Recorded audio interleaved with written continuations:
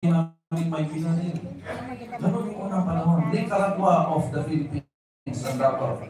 Doon sa kapitbahay namin, sinunog ang bahay, dinasakan namin ang bahay namin, baka tax. Sinunod ni President Tatay nung naging mayor siya, insurgency sa Davao City, sinunod niya crime. Before siya dumating, may pinsan po ako, nirake ang pinatay. Before po yung kay Tatay Digo.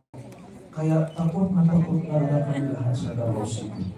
Kaya nung dumating si Tatay Digo, talagang nasol ang Davao ang mahimik. Naglipo ba kayo? Kaya pinilit talaga natin si Tatay Digo na tumakbo ng presidente. Tama ba?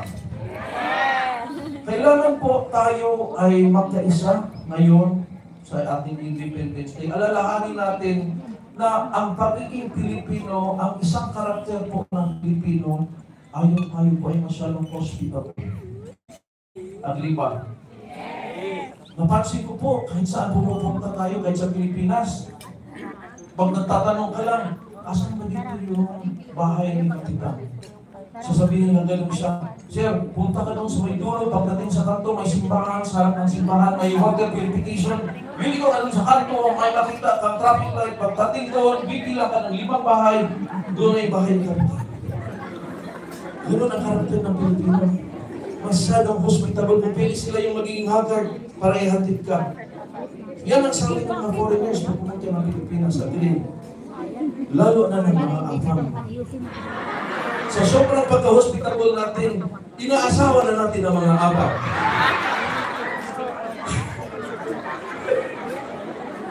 And ang Pilipino po ay masyadong resilient. Alam niyo ba mga resilient?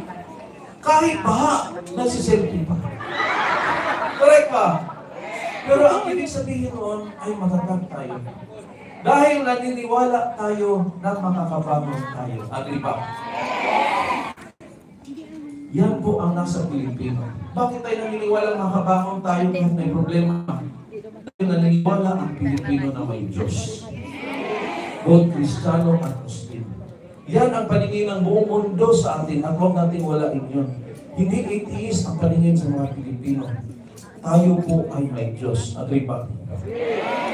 Meron kayong mga prayer card dyan sa inyong mga wallet. Kahit expired na yung PRC, pero at least meron pa rin prayer card. Agree ba? Mayroong rosary doon sa sasakyan. Pero kumakain parang fast and furious. At kumakain sa fast food na para mabilisan, pero bago kumain ay sasabing, mamaya na, magdasal muna tayo. Yan ang tatak ng Pilipino. Maka-Diyos, mahalang Diyos, mahalang bayan natin. Ngayong araw ay tayo pinag-celebrate sa ating Independence Day. Itong araw na ito, yan po ang first time nilabas ang ating matawag. Alam niyo ba? Ang gumawa niyan ay si Marcela Agoncillo. Ginawa yan sa 1 year before sa Hong Kong, nung panahon na yun. So in other words po, ang gumawa ng ating watawat ay OFW. Kasi sa Hong Kong niya ginawa eh. Diba? Doon siya nagtrabaho, doon ay ginawa.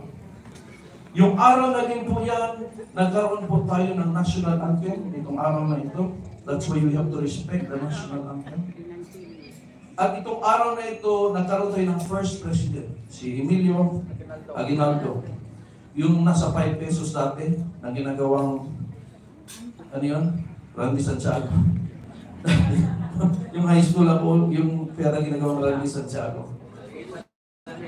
Siya po yung number 1 ang first president natin, pero yung pinaka-the best president po natin ay yung number 16.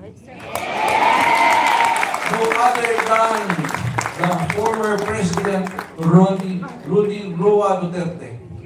Siya po ang nagpaparamdam sa ating talaga ng true independence.